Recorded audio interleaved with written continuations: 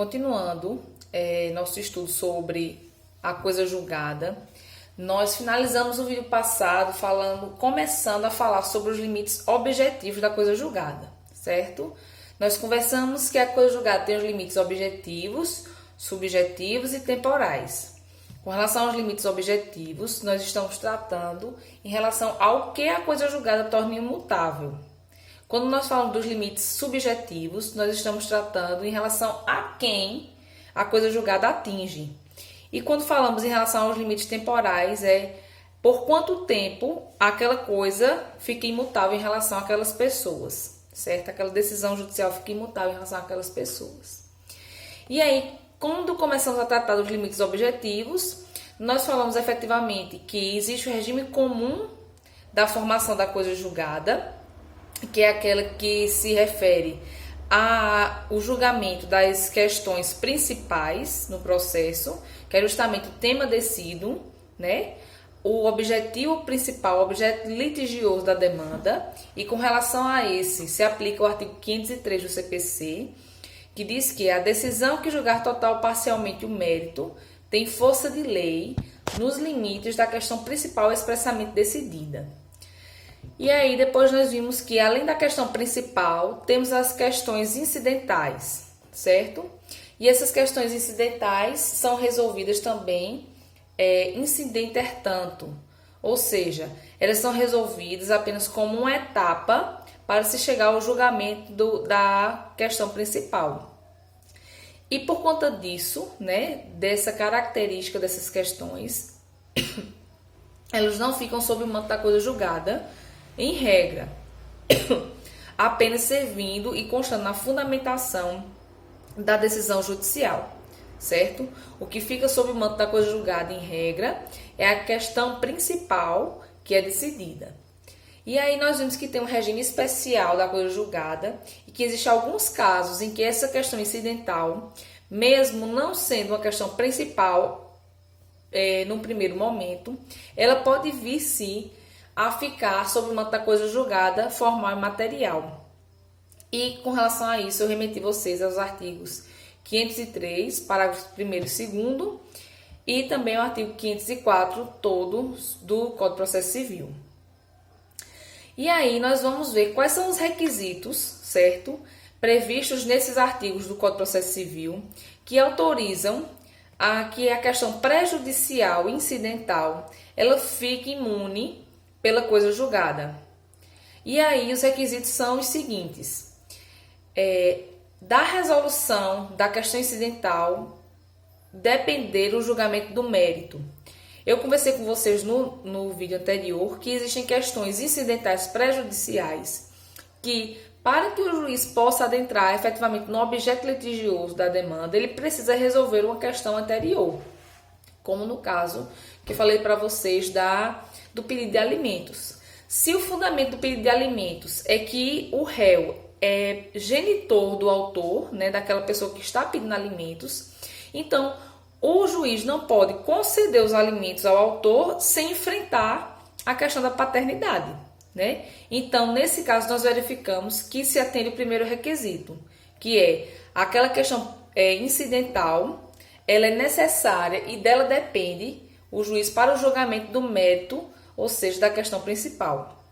O segundo requisito é que precisa ter ocorrido o contraditório prévio e efetivo, certo? E aí não pode se aplicar essa extensão da coisa julgada se houver revelia, porque aí não vai ter efetivamente ocorrido o contraditório. O terceiro requisito é que o juízo tenha competência em razão da matéria e da pessoa, que são as competências absolutas, né? Vocês já estudaram isso em Processo Civil 1, quando estudaram jurisdição e competência. O juiz ele deve ter competência em razão da matéria e da pessoa para resolver tanto a questão principal como a questão incidental.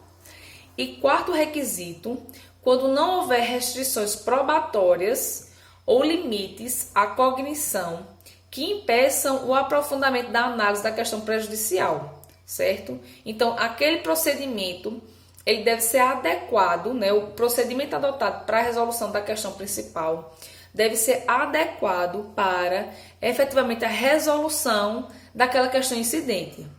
E aí a gente pode lembrar do procedimento de inventário, né? O procedimento de inventário, eu acho que vocês não estudaram ainda, provavelmente não estudaram porque é um procedimento especial. Mas o procedimento de inventário, acho que todo mundo já ouviu falar. Quando uma pessoa falece, né, em regra, deve-se abrir o inventário dessa pessoa, o processo de inventário. E o que é o processo de inventário? É justamente o levantamento, né, dos bens, direitos e dívidas que aquela pessoa que faleceu deixou. E aí, depois, no decorrer desse processo de inventário, ao final, dá-se-á uma decisão de partilha, né, que vai partilhar o que sobrou do valor do autor da herança, que vai ser partilhado entre os herdeiros e legatários. E aí, quando vocês estudarem o processo de inventário, vocês vão perceber que não se pode discutir questões alheias a efetivamente aquela questão de partilha de bens, de comprovação de pagamento de tributos, pagamento das dívidas. Por exemplo, faleceu, né, o de cujos, e aí tem 2 filhos que foram registrados e tem um terceiro que não foi registrado, mas que se apresenta como filho daquele falecido. E aí esse cidadão quer ter sua parte na herança, quer ser reconhecido como filho para ter sua parte na herança. O procedimento de inventário não é um procedimento adequado para se resolver essa questão incidental, que veja, é uma questão incidental porque o que ele quer, na verdade, é fazer parte da partilha de bens, né? Mas utiliza como fundamento para isso o fato de ser filho do de cujos. Então, isso é uma questão incidental, né? Prejudicial incidental. Mas veja, aquele procedimento ele tem restrições probatórias, ele limita a cognição de forma que impede que se discuta esse tipo de afirmação fática dentro do processo de inventário. Tanto é que as questões que demandam efetivamente uma maior elucidação, que tem que ter uma comprovação através, sei lá, de prova testemunhal ou pericial, aí vai ser remetido para uma outra demanda, vai se instaurar uma nova demanda que correrá em apenso com o processo de inventário, certo? E aí nós entramos efetivamente ao estudar isso na questão da coisa julgada e da questão prejudicial incidental, que é justamente isso que nós estamos conversando agora. E o que é uma questão prejudicial, que a gente tem falado tanto, né? Questão prejudicial é justamente aquela de cuja decisão depende o teor do pronunciamento sobre a questão principal, né? Isso nós já vimos, a gente já vem falando há tempos, desde do primeiro vídeo, né? E aí, como exemplo, eu trago a filiação na demanda por alimentos, a união estável, né? Você tem que comprovar a união estável na demanda que você requer a pensão por morte. Então, é justamente todas essas questões que são necessárias serem julgadas anteriormente para que o juiz possa se debruçar e decidir a questão principal da demanda. E aí, nós temos que ter em mente que a questão prejudicial também pode ser uma questão principal ou pode ser uma questão incidental, certo? Veja, a questão principal, questão prejudicial é aquela questão que o juiz tem que analisar ela antes de decidir o mérito da demanda. No caso, o juiz tem que decidir primeiro se o réu é pai do autor para poder conceder os alimentos. Tem que decidir primeiro se ocorreu a união estável para poder conceder a pensão por morte para aquela pessoa que está pedindo, certo? Mas aí, essa questão prejudicial pode vir no processo como uma questão principal também, ou como uma questão meramente incidental. E como é que isso ocorre? Digamos que no processo de alimentos, o autor, quando fez a fundamentação, colocou a causa de pedir, e foi para os pedidos, ele fez 2 pedidos. O primeiro, o pedido que fosse declarada a paternidade do réu. E segundo, o pedido condenatório para que, após essa declaração, fosse condenado o réu a pagar alimentos no valor X. Então, veja, O autor, nesse tipo de demanda, ele fez 2 pedidos, certo? Que não obstante um depender do outro, são 2 pedidos autônomos. E como 2 pedidos autônomos, ambos são questões principais. Isso quer dizer que a resolução de ambas as questões, seja a questão da paternidade, seja a questão dos alimentos, elas, além de constar na fundamentação da decisão judicial, vão constar no seu dispositivo, que o juiz, quando for finalizar a sentença, né, e dar o dispositivo, ele vai declarar a paternidade e vai condenar o autor ao pagamento de alimentos, certo? E a questão vai ser incidental apenas quando o autor requerer os alimentos e usar como fundamento a filiação, mas nos seus pedidos não pediu o reconhecimento da paternidade, mas apenas que vai requerer apenas a condenação. Então, nesse caso, havendo apenas uma questão incidente, o juiz, o que é que ele vai fazer? Ele vai, na sua fundamentação, enfrentar a questão da filiação, mas no dispositivo da sentença, ele vai apenas condenar o réu ao pagamento de alimentos, certo? A diferença é essa. A questão prejudicial é uma questão que poderia ser objeto de uma ação declaratória.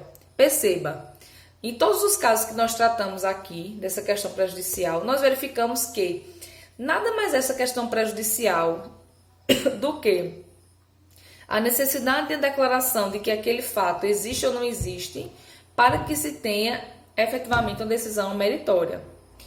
E aí, na questão dos alimentos, precisa declarar a paternidade para condenar em alimentos.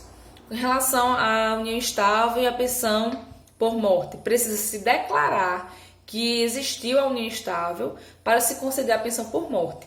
Então, a questão prejudicial nada mais é do que efetivamente uma questão que poderia ter sido objeto de uma ação declaratória. Mas para não se perder tempo e não se entrar com 2 tipos de demanda, entra-se apenas com uma e coloca essa questão prejudicial, seja apenas como uma questão incidental, seja também como uma questão principal.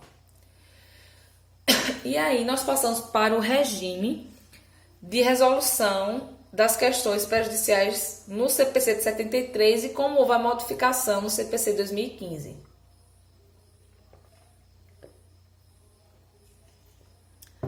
No Código de Processo Civil de 73, a questão prejudicial, ela, se fosse incidental, jamais ficava sob o manto da coisa julgada material, certo?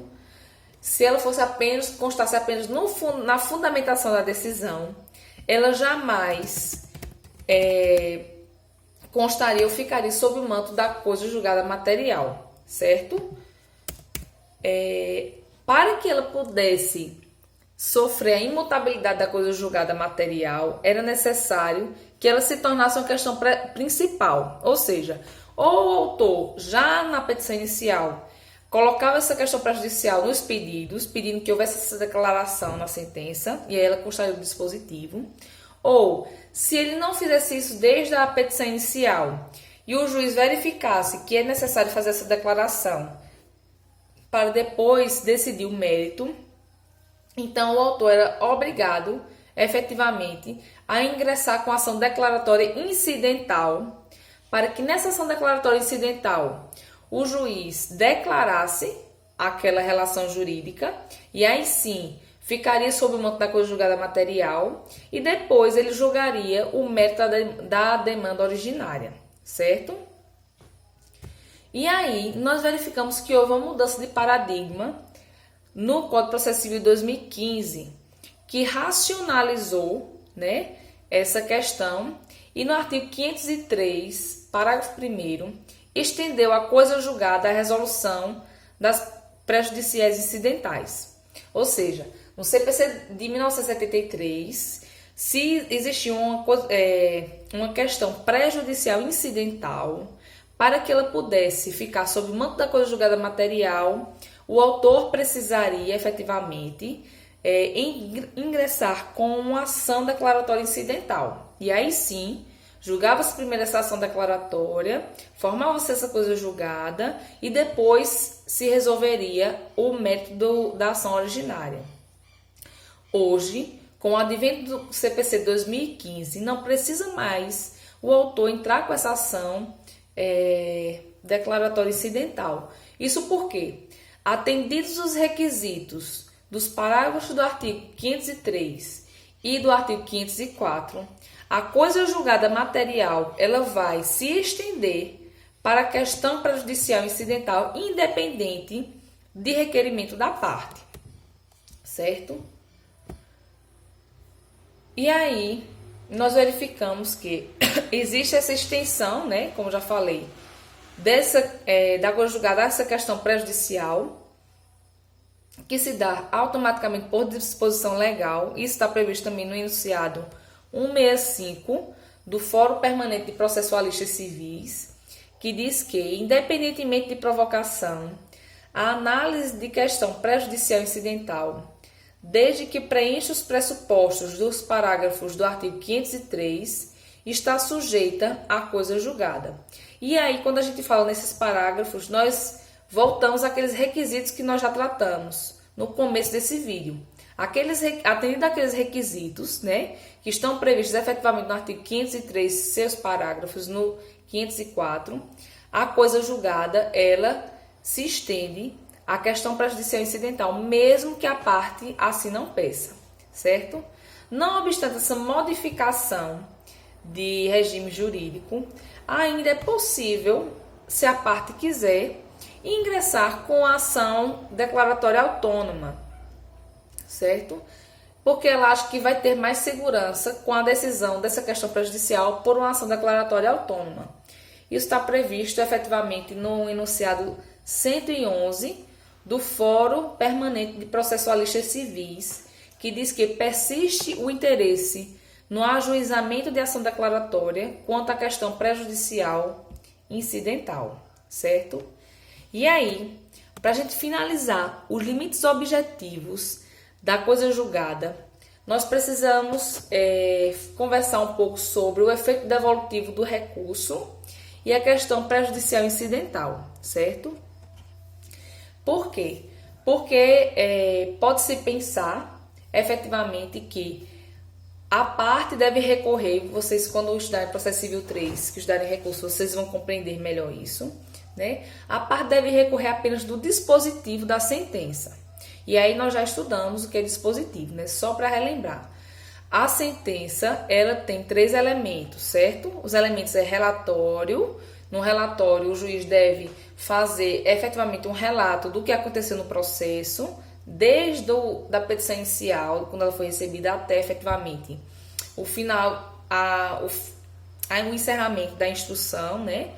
E aí depois vem a fundamentação, depois do relatório, fundamenta-se todas as pretensões e as defesas, né? Alegando que foi acatado, porque foi acatado, com base em quê, e porque ele afastou tal e qual argumento, seja de autor ou réu.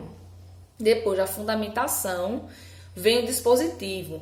E o dispositivo é justamente quando o juiz responde ao pedido do autor, porque ele já começa ante o exposto, julgo procedente, improcedente, parcialmente procedente, o pedido do autor, né? Declarando, constituindo ou condenando o réu a isso, isso e aquilo. Então, quando pensamos em recurso, inicialmente, a regra mesmo é essa, pensamos em que vamos discutir e recorrer do que consta no dispositivo da sentença, da decisão judicial, né? E não que está no fundamento. Até porque vou fazer uma aula, vou tentar, né, fazer uma aula para você sobre precedente, e a gente vai estudar ratio decidendi e os outros elementos do precedente, e a gente vai ver que a ratio decidendi, na verdade, que consta na decisão judicial, ela efetivamente não fica sob o manto da coisa julgada, porque apenas são as razões de decidir, né? Essas razões de decidir, esses fundamentos, eles não ficam sob o manto da coisa julgada, material. De modo que não se precisa efetivamente apontar esses fundamentos, todos esses fundamentos da decisão judicial no recurso, né? Até porque quando vocês estudarem recurso vão ver que tem o efeito devolutivo, né? E aí o efeito devolutivo, se eu estou devolvendo ao tribunal aquela questão X, estou rediscutindo, então todos os fundamentos que foram alegados, seja na petição inicial, na contestação ou na decisão judicial sobre aquela questão, eles são remetidos para o tribunal para que ele analise novamente.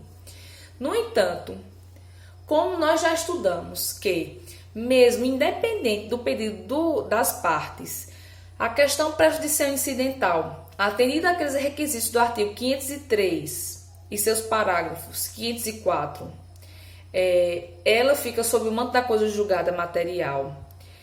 Entende-se que, mesmo que essa questão prejudicial tenha sido resolvida apenas na fundamentação da decisão e não conste no seu dispositivo, a parte ela tem o dever de impugnar expressamente essa resolução no recurso, sob pena de preclusão. Ou seja, no caso da união estável.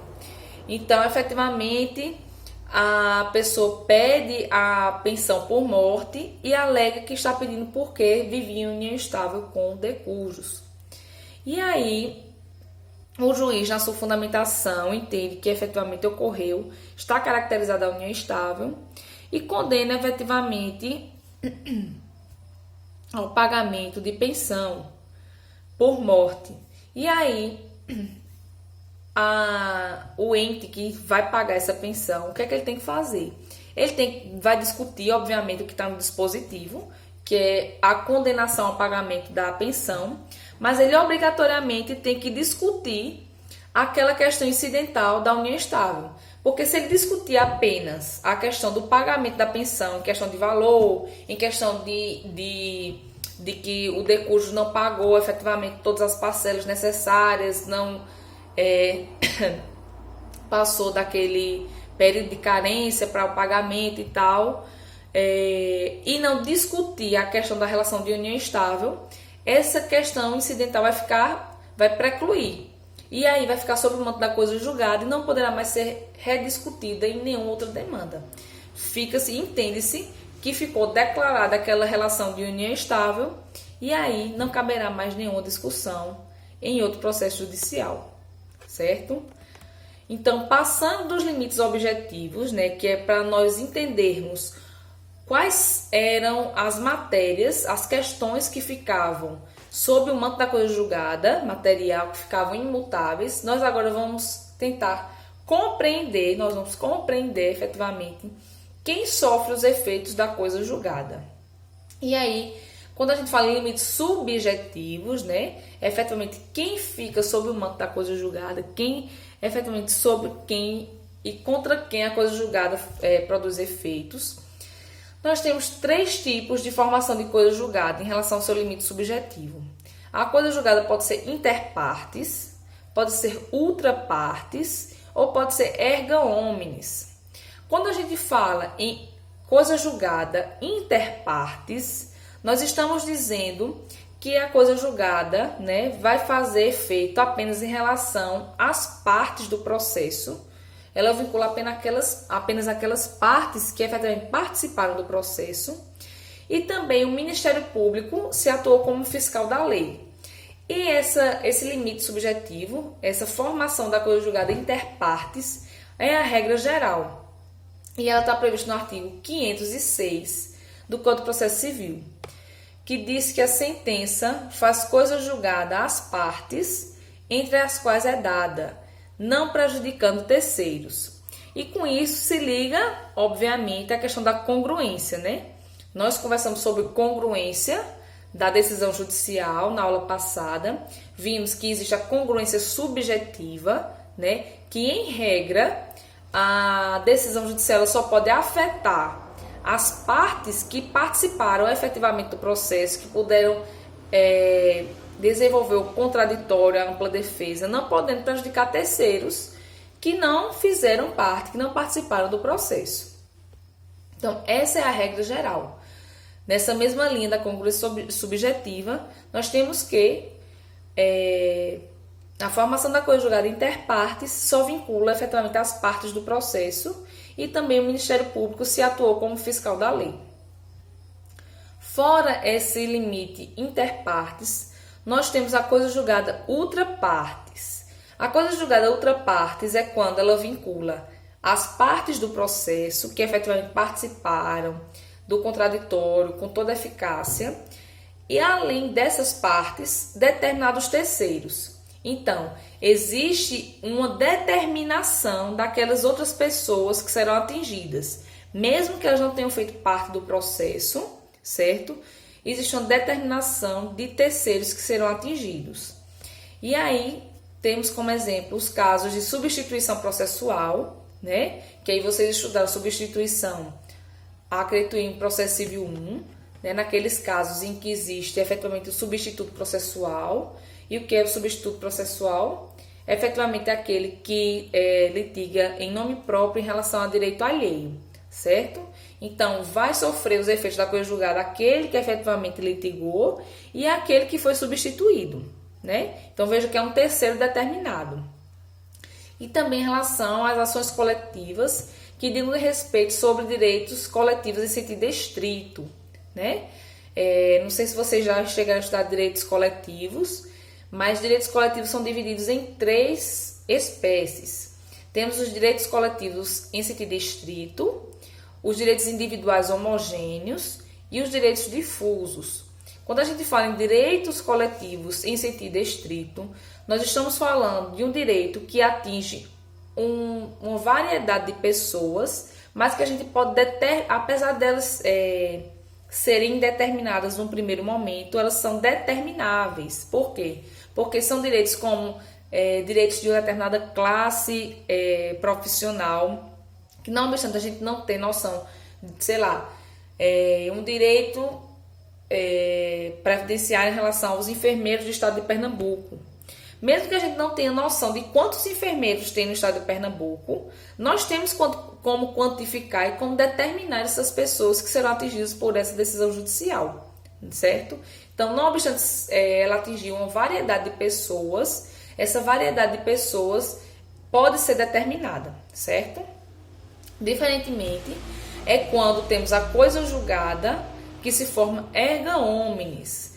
Quando falamos em coisa julgada erga omnes, estamos falando de uma coisa julgada que atinge todos os jurisdicionados, todas as pessoas, tenham ou não participado do processo. E um exemplo clássico disso são as ações do controle concentrado de constitucionalidade. Porque vocês sabem, quando é proferida uma decisão no ADIM, no ADC, no ADPF, né, vocês já estudaram controle de constitucionalidade inconstitucional. Quando é proferida uma decisão no controle concentrado de constitucionalidade, aquela decisão ela vai fazer efeito não só para aquele processo, para aquelas partes que participaram daquele processo, mas também para todas as pessoas que entrarem em juízo depois.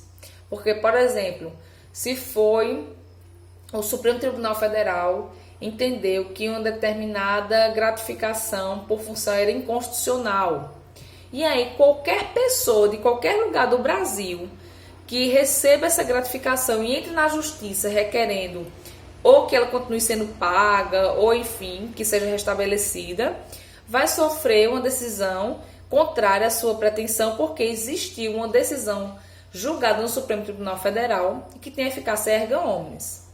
E também com relação às ações de direitos difusos.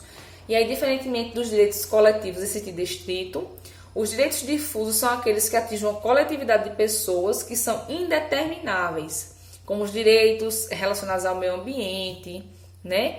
Que com relação ao direito ao meio ambiente atinge toda e qualquer pessoa, não apenas pessoas determinadas, certo? Então, a gente finaliza aqui a questão da eficácia subjetiva e nós continuaremos no outro vídeo a questão da eficácia preclusiva da coisa julgada, os limites temporais e os instrumentos de controle.